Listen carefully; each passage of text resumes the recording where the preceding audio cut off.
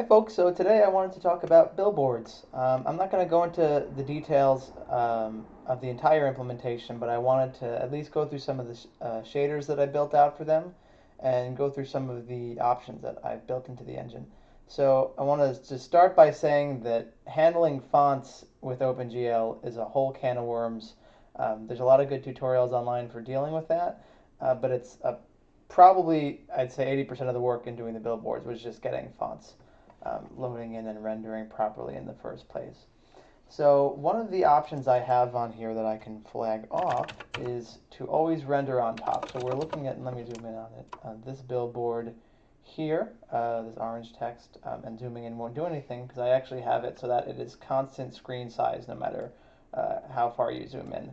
So that'll always be centered on this sphere here and will always be the same size on the screen. So that's pretty cool. But what's even cooler is all the other settings that I've built into it. So I can turn off a flag that makes this render on top of everything else, and then we'll actually have the proper Z depth. If, for example, we have labels attached to things, like health bars on enemies or something like that, and we want those enemies to go behind walls and we don't want to see those labels, that's a flag that can be set pretty easily.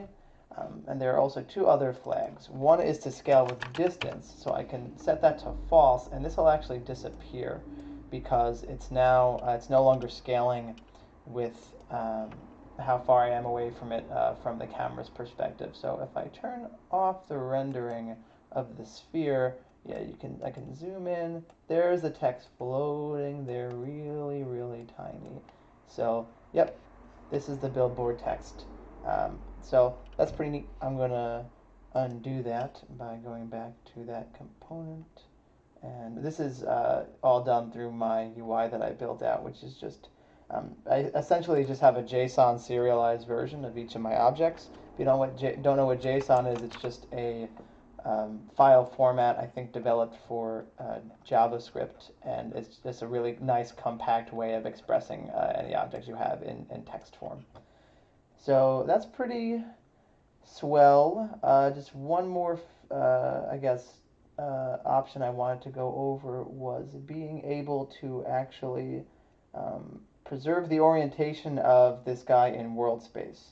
So I don't remember exactly what option that was. So I'm going to take a minute to scroll through. And yeah, here we go. So that's the face camera flag. So if I set that to false, now this billboard is going to always keep its world space orientation preserved. So that's really cool if I want to actually have, signs or something in the world space, just text that's actually represented as a real physical object and not just rendered directly to screen. This text at the bottom here is actually just pure screen space text, so that's a different concept than a billboard, at least in my engine. So yeah, hopefully you guys think those features are pretty neat. I did want to run through the shader pretty quickly, just in case anybody is stuck on what some of the math looks like for actually rendering this. But so I'm loading in two attributes here, just the position and the texture coordinates into the shader. And this is actually my shader just for text in general. So if you're loading in images or something to quads, you might not actually even need an attribute for the UV. You might just be able to handle that within the shader. But in any case, I'm loading in a position and a texture coordinate for each of the quads in my label. I'm doing loading a screen offset, which is a post-processing step that I'll show later in the shader. That actually, as the name would suggest, just offsets where your label is on the screen after everything else is said and done. Standard world matrix, also called model matrix, V matrix, projection matrix, and then three flags. Each of those are would toggle the options that I just showed previously in the video. So whether you're actually scaling with your camera distance, whether you're going to preserve your orientation to keep facing the camera, and whether you're going to render on top of every other object in the scene. And then I also have this matrix that I'm bringing in, that's the perspective inverse scale, and that's to make sure that your aspect ratio for your text doesn't get messed up, because if you're using a perspective projection, that's going to make your text a little bit too narrow or a little bit too wide, depending on what kind of field of view you're using. So anyway, my first step is that I build my model view matrix from my view matrix and my world matrix.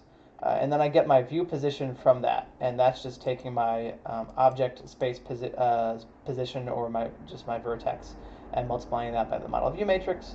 I turn that into a distance scaling matrix, and then I multiply I create a scale matrix that I then use that distance matrix in if I'm flagging my billboards to scale with distance. So this little block here is what's really making sure that your billboard preserves its size on the screen, regardless of how much you're zooming in or out on it. This next part here is actually what's controlling whether or not I'm always facing the camera.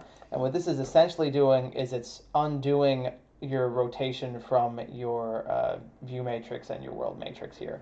So what I'm doing is I'm converting my model view matrix to a 3x3 matrix so I can get the rotational and scaling component of it. And then I'm extracting each of the scaling components from that. Online, I've seen a lot of folks who just assume that your scaling is uniform in your local X, Y, and Z directions, and I'm actually generalizing that a little bit so that you can separate out those scalings and have different values. So then I'm taking that inverse scaling matrix and multiplying that by the rotation matrix, the 3x3 that I've pulled from the model view, and that's what's actually finishing up my rotation matrix. So this is giving me the rotation from object space for the label into view space. And then I'm inverting that because I want to remove the rotation from this object entirely. And then I'm going to multiply that by the scale matrix, which I created earlier in the shader. And by those powers combined, I'm now preserving both the scale and orientation of the billboards, so they'll be a constant size on screen and they'll always be facing the camera. So then I do the standard calculations to get your final position on the screen, which is your projection times your view times your world matrix. Now I'm adding in that scaling matrix that I've created, and then multiplying that by the vertex position, and of course converting to a four-dimensional vector. And then finally, there's a third flag, which if you're always rendering on top of everything else, just sets the z-coordinate of your position to be -1. And that's going to differ if you change, I forget what the option is in GL, but there's an option to change the depth range. It's probably just DL depth range. And that's going to be different if you change that setting. So at the end of the day, you end up with a final GL position that combines the screen offset uniform that I talked about earlier, way up here, with that final position we just calculated. So this is just in case after everything's said and done, you go, well, I actually want my billboard to be just nudged a little bit higher on the screen. This will let you do that. And I describe that screen coordinate in normalized device coordinates. So those range from -1 to 1.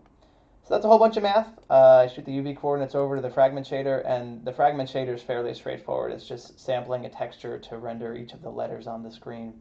So that was a little longer than my usual videos, and definitely longer than I meant it to be, but hopefully it's a little bit helpful, and I can answer any questions in the comments.